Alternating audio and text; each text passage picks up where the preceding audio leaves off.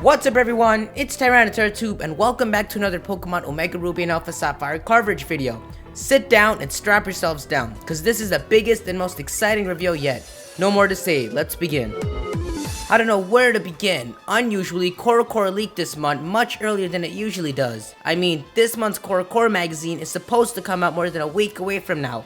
Not only do we finally have gameplay, but also new Mega Evolutions confirmed, and some of them are mind-blowing. Let's start off with these Megas. First up, we have Mega Blaziken. Oh, this guy, I think we know enough about him. First off, we have 3 new Mega Evolutions confirmed. First up is Mega Sceptile, possibly the most epic one in this leaking. Upon Mega Evolving, Sceptile turns into a Grass Dragon type and gets the ability Lightning Rod.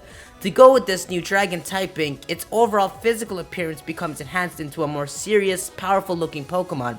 Sceptile was originally looked at as a fast Gecko Pokemon, but in its Mega form, it looks much more intimidating.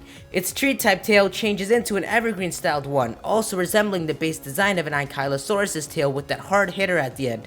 Just imagine this thing using Iron Tail. Orange pinstripes also grow around Sceptile, and the simple yellow bulbs it once had multiply and grow darker towards its tail. Its eyes turn orange and its pupils begin to bring out that dragon look more. Its leaves also have this orange tint and become much longer and sharper, with even some resembling a sickle. I feel as though Sceptile would mainly get a large speed and offensive boost, as well as getting a smaller defensive boost. Next up is Mega Swampert, and holy does he look like a tank. Upon Mega Evolving, Swampert maintains his water ground typing, but gets the ability Swift Swim. It undergoes a massive physical change in terms of size. Just by looking at it, you know it's going to receive a huge offensive and defensive boost, possibly at the cost of speed, but with Swift Swim, it's manageable. The variations in physical attributes are practically the same with a few exceptions. The 2 fins at the top of its head spread and a third smaller one forms in the center, ultimately turning its mudfish look into a more amphibian look. The spikes on the side of its face expand, becoming much bigger and sharper, and the armor like orange bombs on its hand multiply and spread out. Mega Swampert also gains black distinct fingers clinched to show tough fists, and it looks like this Pokemon will pack a serious wallop on the offensive scale. This is what Anchor Arms does to you. And finally, Mega Diancie. What? Diancie is shown to receive a Mega Evolution in these upcoming games, maintaining its original Rock and Fairy typing. But nothing else is known because the person who took this photo focused more on the art for Mega Diancie, and we can't make out what the text around it says.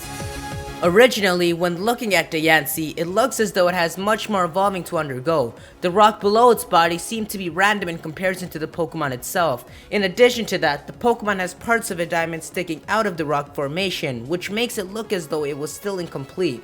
Diancie, being the cuter, more elegant, and more friendly Pokemon, has all of its characteristics enhanced by its form as it obtains its Mega Evolution. For starters, we can finally see its feet in this image, confirming that its lower half isn't just a rock. The diamond covered in carbon has fully bloomed into a larger diamond formation with a longer diamond surrounding it, branching as a larger diamond dress. The round stone on its head forms into a heart while it retains a similar body shape and design. The long ribbons complement its fairy attribute like it does for Sylveon. This overall leads me to believing that Diancie will receive a balanced boost after Mega Evolving, almost equally increasing its defenses, offenses, and slightly speed. Moving on, these new Kyogre and Groudon forms are known as Prehistoric Forms, and are said to be the results of a regression called Ancient Devolution. This makes me think that Kyogre and Groudon were originally like this around the time they first fought centuries before the games take place, and maybe Team Aqua or Magma find a way to reawaken their original forms. But it only makes sense that Rayquaza also had a prehistoric form like Kyogre and Groudon. They all participated in the battle centuries ago, and they both went into a deep slumber. If Kyogre and Groudon underwent changes during this time, Rayquaza must have as well. We've already gotten news of Delta Emerald being trademarked for safety purposes, so it's clear that Rayquaza's primal form is going to revolve around Delta.